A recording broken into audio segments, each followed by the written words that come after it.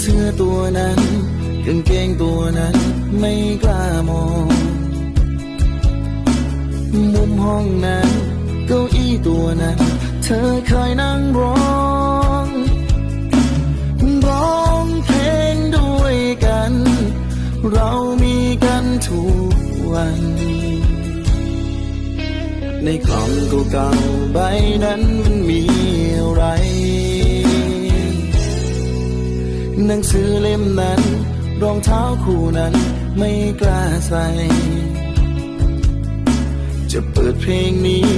จะฟังเพลงนั้นจะทำอะไรเธอคงไม่รู้เลยว่าฉันเสียใจเท่า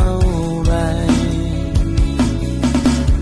อยากจะทำอะไรมากมายเลยเธอคนใหม่เขาหอมเธอไหมก่อนนอนคนใหม่เขางอเธอไหมเธองอนคนใหม่เขารู้ไหมว่าก่อนนอนจะต้องมีคนมาคอยกวนใจคนใหม่เขารู้ไหมว่าเธอชอบอะไรเขารู้ไหมว่าเธอกลัวอะไรเขารู้ไหมว่ามีใครคอยทำให้เธอทุกอย่าง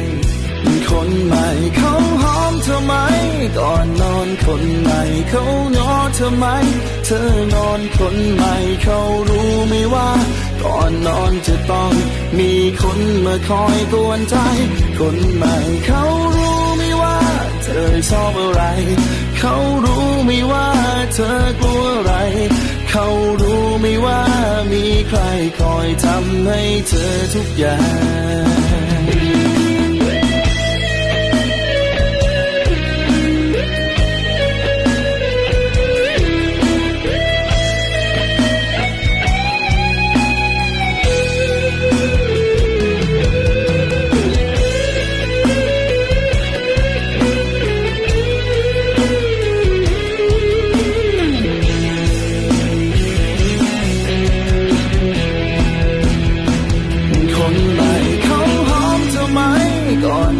คนใหม่เขางอเธอไหม